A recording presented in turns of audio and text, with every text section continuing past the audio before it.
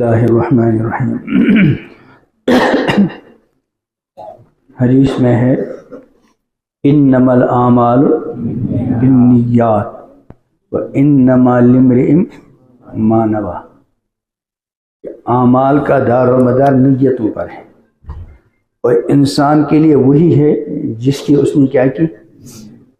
ہم بعض مرتبہ کتاب پڑھتے ہیں، مطالعہ کرتے ہیں، تفسیر پڑھتے ہیں، حدیث پڑھتے ہیں، اگرچہ یہ پڑھنا سعادت ہے، لیکن پورا فائدہ جب ہوگا جب بندہ عمل کی نیت سے پڑھے۔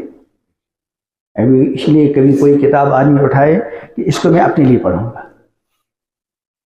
صرف اپنے لیے عام طور پہ جو پڑھتے ہیں تو مختلف چیزیں ذہن میں ہوتی ہیں، پڑھوں گا پھر پڑھاؤں گا، ملازمت ملے گی، فلاں چیز فلاں چیز فلاں چیز، میری معلومات میں اضافہ ہوگا، میں کہیں دین کی بات کر سکوں گا، کہیں واعظ کر سکوں گا، کہیں تقریر کر سکوں گا۔ لیکن کبھی ایسا کر لے کہ یہ کتاب میں اپنے لیے پڑھوں گا، نہ مجھے معلومات میں اضافہ مقصود ہے، نہ تقریر مقصود ہے، نہ دوسروں کو بتلانا مقصود ہے، میں یہ کتاب اس لیے پڑھوں گا یا اس لیے سنوں گا کہ اپنے کو اس پر منطبق کروں، اس کے مطابق زندگی گزاروں۔ مثلا یہ کتاب اسلام کیا ہے، اس میں اسلام کا تعارف ہے، اگر ہم اس کو اس نیت کے ساتھ پڑھیں گے یا اس نیت کے ساتھ سنیں گے کہ میں اسلام کا خلاصہ سمجھ کر اپنے آپ کو اس کے مطابق بناؤں گا انشاءاللہ، تو ہم سب نیت کریں گے اس میں جو کچھ ہے ہم انشاءاللہ دل و جان سے اس پر کیا کریں گے، عمل۔ اس میں کل جیسے کل آیا تھا 20 سبق ہیں، 20، لیکن یہ چند دنوں میں یہ 20 سبق نہیں ہو پائیں گے، اس لیے ہیں تو بہت ضروری سارے کے سارے، اس لیے سب یہ کتاب لے لیں، اسلام کیا ہے، اور اس کا تنہائی میں سمجھ کر مطالعہ کریں اور اس کے مطابق زندگی گزارنے کی فکر کریں، کوشش کریں، اللہ سے مانگیں، خاص کر ان دنوں میں مانگ کر رہیں۔ تو اس لیے اس میں کچھ منتخب اسباق سنائے جائیں گے، ہیں سب یہ منتخب، لیکن الاہم فالاہم کا معاملہ ہے۔ اب ایک آدمی کو کلمہ یاد نہیں ہے نا، اب اس کو حج اپنی جگہ بہت بڑا فریضہ ہے، اہم رکن ہے، لیکن اس کے بھی کلمہ ہی نہیں، تو اس کو پہلے کلمہ سیکھنا ہے کہ حج، الاہم فالاہم جو سب سے پہلے ہے۔ اسی لیے کہ ہم کتابوں کا مطالعہ کرتے ہیں تو بس ایسے ہی جو جی میں آیا کر لیا، نہیں، الاہم فالاہم کے اصول کو ذہن میں رکھو کہ جو سب سے زیادہ ضروری ہے پہلے اس کو میں پڑھوں گا۔ مثلا اسلام کیا ہے، سب سے پہلے اس کو جاننے کی ضرورت ہے، تو اس میں پہلا سبق ہے کلمہ طیبہ، لا الہ الا اللہ محمد الرسول اللہ صلی اللہ علیہ وسلم۔ ترجمہ کیا ہے؟ اللہ کے سوا کوئی معبود نہیں، یعنی کوئی عبادت اور بندگی کے لائق نہیں، اور محمد اس کے رسول ہیں۔ فرماتے ہیں بھائیو، یہی کلمہ اسلام کا دروازہ اور دین اور ایمان کی جڑ و بنیاد ہے۔ اسلام میں داخل ہونا چاہے ادخلوا فی السلم کافہ، تو دروازہ کیا ہے؟ لا الہ الا اللہ محمد الرسول اللہ۔ اس کو قبول کر کے اور اعتقاد کے ساتھ پڑھ کر عمر بھر کا کافر اور مشرک بھی مومن اور مسلمان اور نجات کا مستحق ہو جاتا ہے، مگر شرط یہ ہے کہ اس کلمے میں اللہ تعالیٰ کی توحید اور حضرت محمد صلی اللہ علیہ وسلم کی رسالت کا جو اقرار ہے اس کو اس نے سمجھ کر مانا اور قبول کیا ہو۔ بس اگر کوئی شخص توحید رسالت کو بالکل بھی نہ سمجھا ہو اور بغیر مانا مطلب سمجھے اس نے یہ کلمہ پڑھ لیا تو وہ اللہ کے نزدیک مومن اور مسلمان نہ ہوگا۔ کا مطلب یہ نہیں کہ ہم اس کو کافر کہیں گے، لیکن جس کو مسلمان ہونا کہتے ہیں وہ مسلمان نہیں۔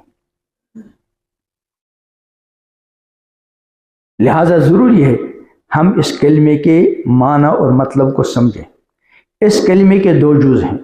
پہلا جز لا الہ الا اللہ، اس میں اللہ تبارک و تعالیٰ کی توحید کا اقرار ہے، اور اس کا مطلب یہ ہے کہ اللہ تعالیٰ کے سوا کوئی ایسی ہستی نہیں ہے جو عبادت اور بندگی کے لائق ہو۔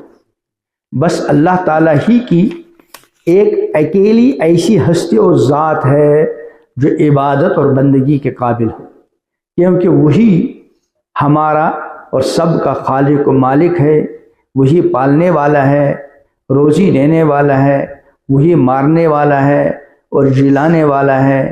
بیماری اور تندرستی، امیری اور غریبی، ہر طرح کا بناؤ اور بگاڑ، نفع و نقصان صرف اسی کے قبضے قدرت میں ہے، اور اس کے سوا زمین و آسمان میں جو ہستیاں ہیں، خواہ انسان ہوں یا فرشتے، سب اس کے بندے اور اس کے پیدا کیے ہوئے ہیں۔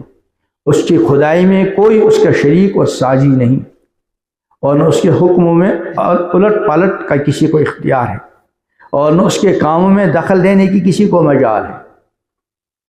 لہٰذا بس وہی اور صرف وہی اس لائق ہے کہ اس کی عبادت کی جائے اور اسی سے لو لگائی جائے، اور مشکلوں اور مصیبتوں اور اپنی تمام حاجتوں میں گڑ گڑا کر اسی سے دعا و التجا کی جائے۔ اور وہی حقیقی مالک الملک اور احکم الحاکمین ہے، یعنی ساری دنیا کا بادشاہ اور سب حاکموں سے بالا تر اور بڑا حاکم ہے۔ لہذا ضروری ہے کہ اس کے ہر حکم کو مانا جائے اور پوری وفاداری کے ساتھ اس کے حکم پر چلا جائے، اور اس کے حکم کے مقابلے میں کسی دوسرے کا کوئی حکم ہرگز نہ مانا جائے۔ ایک طرف اللہ کا حکم اور اس کے مقابلے میں کسی اور کا حکم، چاہے والدین کا بھی ہو۔ فرمایا لا طاعت لمخلوق فی معصیۃ، جہاں اللہ تعالیٰ کی نافرمانی ہوتی ہو وہاں کسی غیر کی اطاعت جائز۔ ماں باپ کے حکم کی اللہ نے بہت تاکید کی ہے، لیکن اللہ کے حکم کے مقابلے میں نہیں۔ تاکید فرمائی والدین کے بارے میں، لیکن فرمایا وَإِن جَاهَدَكَ عَلَىٰ أَن تُشْرِكَ بِي مَا لَيْسَ لَكَ بِهِ عِلْمٌ فَلَا تُطِعْهُمَا، اگر تمہارے ماں باپ تم کو مجبور کریں میرے ساتھ کسی کو شریک ٹھہراؤ، فَلَا تُطِعْهُمَا، ان کی بات نہیں ماننا۔ ٹھیک ہے ماں باپ ہے، لیکن اللہ کے حکم کے مقابلے میں نہیں۔ لیکن اس کے باوجود ماں باپ کا مقام ہے، فرمایا باوجود کہ تم کو وہ شرک پر مجبور کر رہے ہیں، ان کے کہنے سے شرک جیسا جرم تو نہیں کرنا، لیکن وصاحبہما فی الدنیا معروفا، دنیا میں پھر بھی ان کے ساتھ اچھا ہی سلوک کرنا۔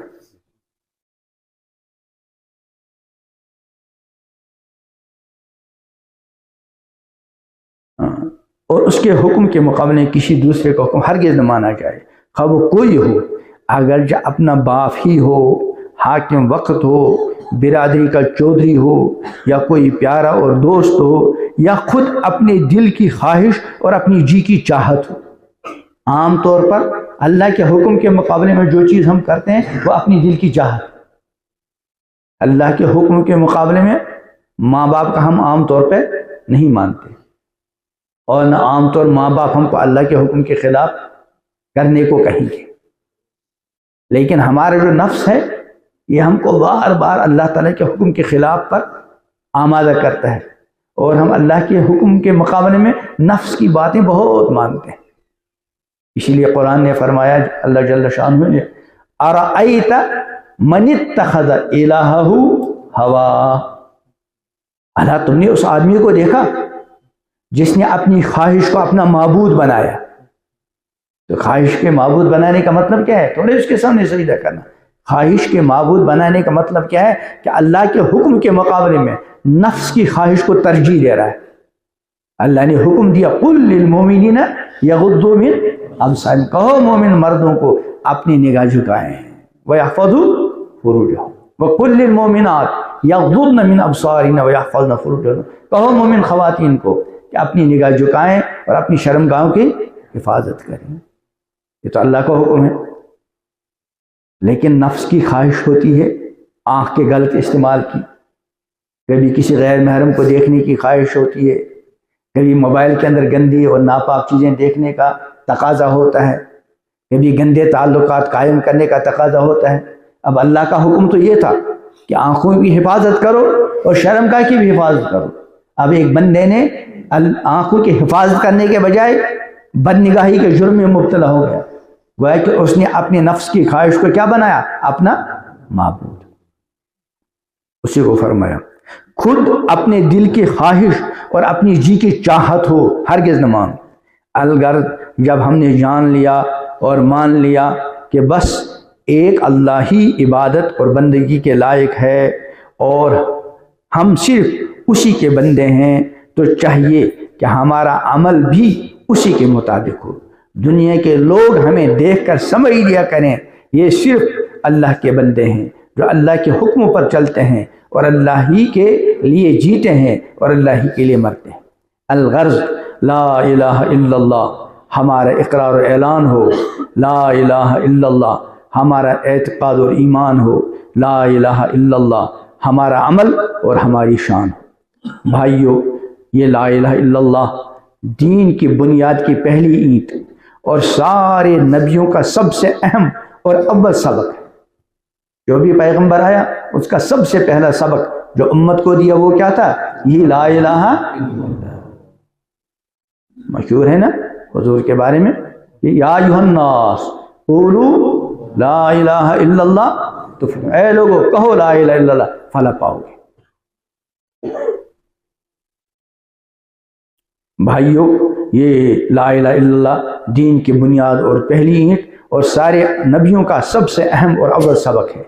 یہ دین کے تمام باتوں میں اس کا درجہ سب سے اونچا ہے۔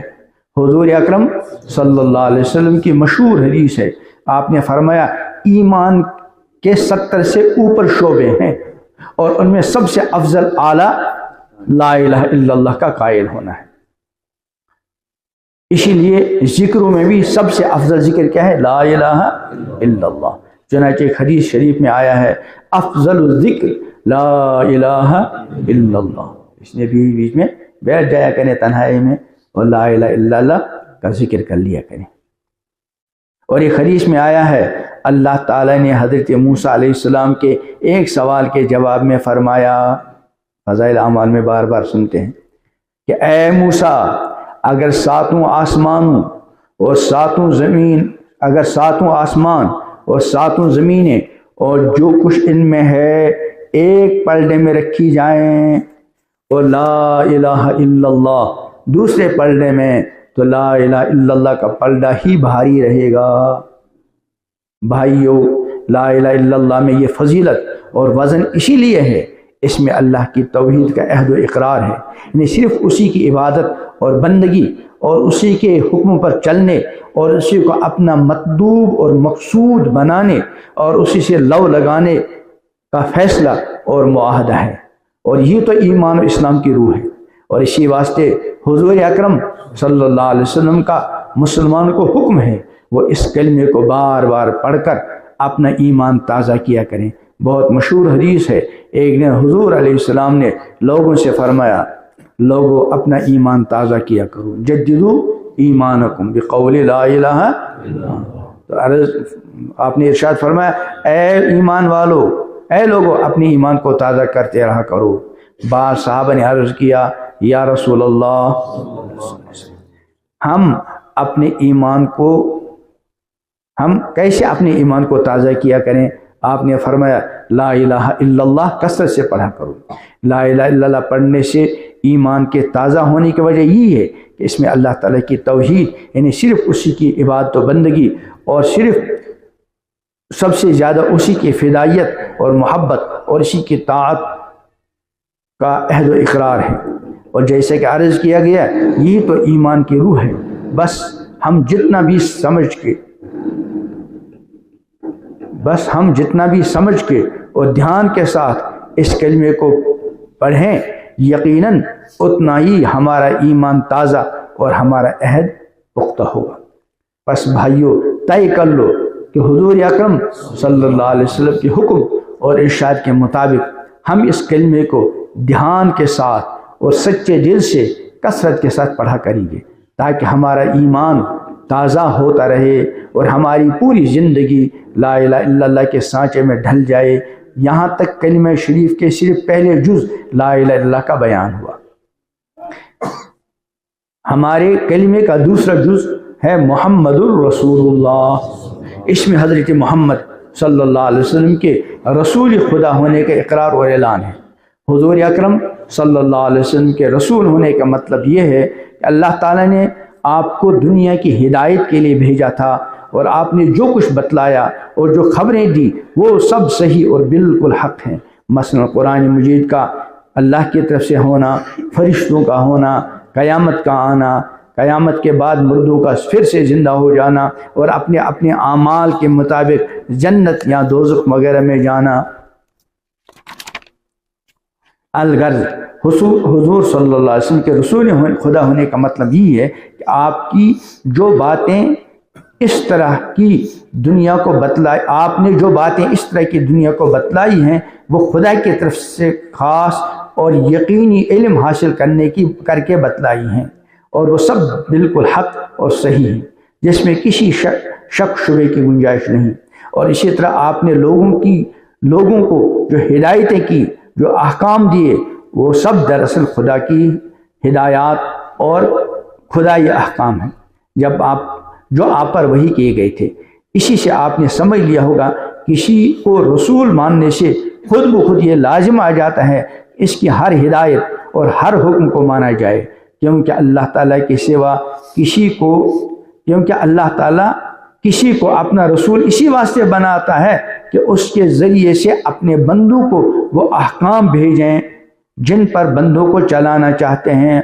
قرآن شریف میں فرمایا گیا وما ارسلنا من رسول الا لیطاع باذن اللہ، ہم نے ہر رسول کو اسی لیے بھیجا کہ ہمارے فرمان سے اس کی اطاعت کی جائے، یعنی ان کے حکم کو مانا جائے۔ الغرض رسول پر ایمان لانے اور اس کو رسول ماننے کا مطلب اور مقصد یہ ہوتا ہے کہ اس کی ہر بات کو بالکل حق مانا جائے، اس کی تعلیم و ہدایت کو خدا کی تعلیم و ہدایت سمجھا جائے، اور اس کے حکم پر چلنے کا فیصلہ کر لیا جائے۔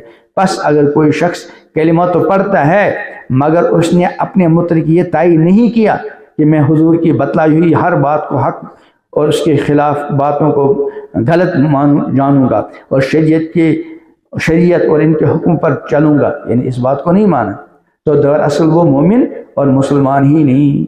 مومن اور مسلمان جب ہی ہوگا جب کیا کہے کہ آپ کی ہر بات بالکل حق ہے، اور اس کے خلاف جو بھی کچھ ہے وہ سب کچھ کیا ہے، باطل اور غلط ہے، اور طے کر لے میں ان کی شریعت کے مطابق زندگی گزاروں گا۔ کھلی ہوئی بات ہے جب ہم نے کلمہ پڑھ کے حضور اکرم صلی اللہ علیہ وسلم کو خدا کا رسول برحق مان لیا، تو ہمارے لیے ضروری ہو گیا کہ ان کے حکم پر چلیں اور ان کی سب باتیں مانیں اور ان کی لائی ہوئی شریعت پر پورا عمل کریں۔ کلمہ شریف دراصل ایک عہد و اقرار ہے۔ کلمہ شریف کے دو جز لا الہ الا اللہ محمد رسول اللہ کے مطلب کی جو تشریح اور وضاحت اوپر کی گئی، اس سے آپ نے سمجھ لیا ہوگا یہ کلمہ دراصل ایک اقرار نامہ اور عہد نامہ ہے، اس بات کا کہ میں صرف اللہ کو خدائے برحق اور معبود و مالک مانتا ہوں، اور دنیا اور آخرت کی ہر چیز کو صرف اسی کے قبضے قدرت اور اختیار میں سمجھتا ہوں، لہٰذا میں اس کی اور صرف اسی کی عبادت و بندگی کروں گا، اور بندے کو جس طرح اپنے مولا اور آقا کے حکم پر چلنا چاہیے اسی طرح اس کے حکم پر چلوں گا، اور ہر چیز سے زیادہ اسی سے محبت اور تعلق رکھوں گا، اور حضرت محمد صلی اللہ علیہ وسلم کو خدا کا رسول برحق تسلیم کرتا ہوں۔ اب میں ایک امتی کی طرح ان کی اطاعت و پیروی کروں گا اور ان کی لائی ہوئی شریعت پر عمل کرتا رہوں گا۔ دراصل اسی عہد اقرار کا نام ایمان ہے، اور توحید و رسالت کی شہادت دینے کا یہ مطلب اور مقصد ہے۔ لہٰذا کلمہ پڑھنے والے ہر مسلمان کو چاہیے کہ وہ اپنے کو اس عہد کا پابند سمجھے اور اس کی زندگی اسی اصول کے مطابق گزرے، تاکہ وہ اللہ کے نزدیک ایک سچا مومن اور مسلم ہو اور نجات اور جنت کا حقدار ہو۔ ایسے خوش نصیبوں کے لیے بڑی بشارتیں آئی ہیں جو کلمہ شریف کے ان دونوں جز توحید و رسالت کو سچے دل سے قبول کریں اور دل و زبان سے اور عمل سے اس کی شہادت دیں۔